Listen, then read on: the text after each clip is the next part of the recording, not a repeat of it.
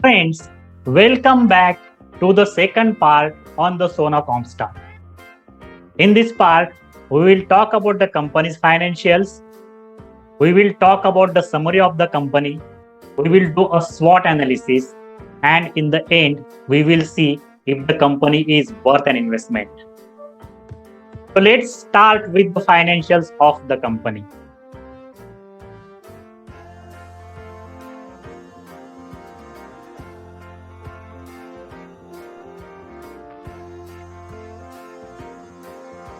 So let's talk about company's operating revenue. The company's revenue was around 612 crores in March 2018 and it has increased to 1566 crore in March 2021. The company has registered a growth of 37% between FY21 to between FY18 to FY21. Coming to the operating profit, company's operating profit was 162 crores in March 18, which has now increased to 441 crores in March 21. And company's operating profit margin is in the range of 26 to 28% between all these years. And company's operating profit has grown at a CAGR of 40%. So friends, company has shown a strong growth both in terms of revenue and in terms of the operating profit, and the profit margin in the range of 26 to 38% is a very good number. Let's talk about the net profit of the company. Company's net profit was around 77 crores in March 18, which is increased to 215 crores in March 21. And company's net profit margin was around 14% in March 21. And company has registered a 41% CAGR between FY18 to FY21. So 14% net profit margin is a decent number. Let's talk about the ROE. The company's ROE at the end of FY21 was 36%. And again, this is a very good number. On the operating cash flow, company is able to maintain a positive operating cash flow for all the 4 years from March 2018 to March 2021. The company had an operating cash flow of 143 crores at the end of March 21.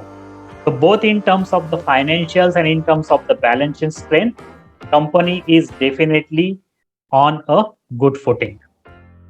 Let's talk about some key ratios. So company's current market price is around 558. The stock is trading at rupees 558. The market cap is around 33,000 crores. So company is kind of a mid to large cap segment company. Company's current PE is 152. And friends, this is the number. This is one of the key number that you need to keep watch, because PE of 152 is an expensive indication. Industry PE is 25. So you can see company is commanding almost 6 times more PE than the industry PE. Company's 5-year PEG, 5-year stock price is not applicable here because company's stock got listed just 3 months back.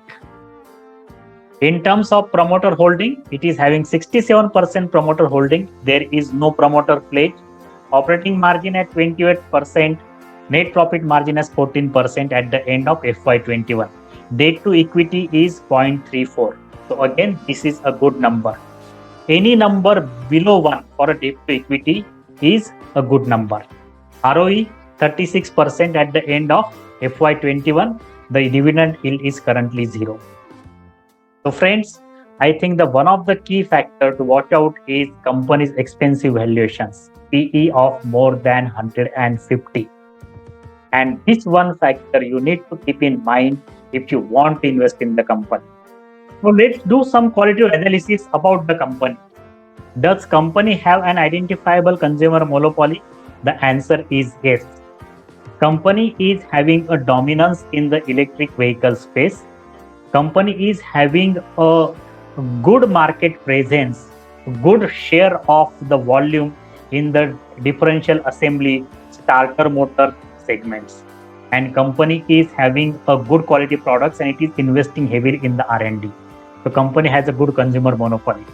Do you understand what kind of product it supplies? Yes, company supplies key components to the auto manufacturers. What is the chance that it will get obsolete or replaced in next 20 years? Don't think so. In fact, company could be one of the proxy play in the EV sector, which is one of the sunrise sector. And the company has consistent operating history. Yes, company is in operation for last more than 30 years. So company is definitely having a consistent operating history. So friends, now let's talk about the summary of the company. So it is one of the leading manufacturers and suppliers to global EV markets. In the part 1 of this video, we saw what are the different components that company produces for the global auto manufacturers as well as domestic auto manufacturers. It has strong R&D and technology capabilities both in hardware as well as software development. It spends almost 6% of its overall sales on the R&D. It has high visibility on the future revenue growth. Its current order book is almost 9 times than its FY21 revenue. It has consistent financial performance. Its revenue, its profitability, its profit margin are increasing at a good pace. It is gaining market share in rapidly. It is increasing its dominance in the electric vehicle space. It is diversified across geographies, across products, vehicle segments, and customers. And it has highly experienced board of directors and management team. So this is the overall summary for Sona Comstar. Let's do a value proposition. So sizable and increasing presence in EVs, best-in-class financial performance, and it is a scaled player with high and profitable growth outlook. So this is the value proposition that Sona Comstar brings on the table. Let's do a SWOT analysis. Strength, a proxy play on the electric vehicle space, strong clientele, strong order book. Weakness, expensive valuation. Opportunity, sizable and increasing presence in the electric vehicle segment, increased shares across differential gears and starter motors. Threats, slowdown in performance of auto industry globally and dependence on global markets. So these are the strengths, weaknesses, and opportunities and threats. And this leads us to $1 million question. Is the company worth an investment at the current market price? Should you invest? So friends, again my take is you need to study annual reports. You need to listen to the con calls conducted by the company. You need to assess your financial risk and financial profile. You need to assess your financial goals. In short, you need to make your own narrative and then you need to see if the company is worth an investment.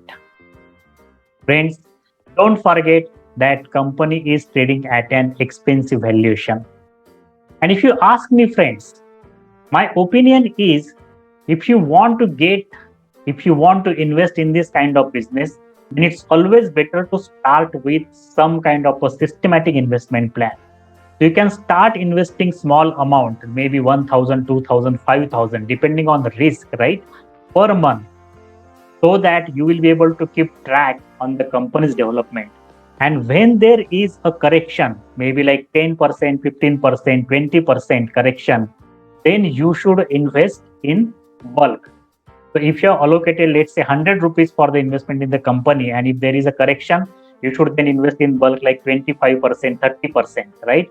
The next correction, you invest more. So I think this is how, we should be playing, this kind of companies. But at the current market valuation, if you want to invest all your, allocated amount for this, then I will not advise this.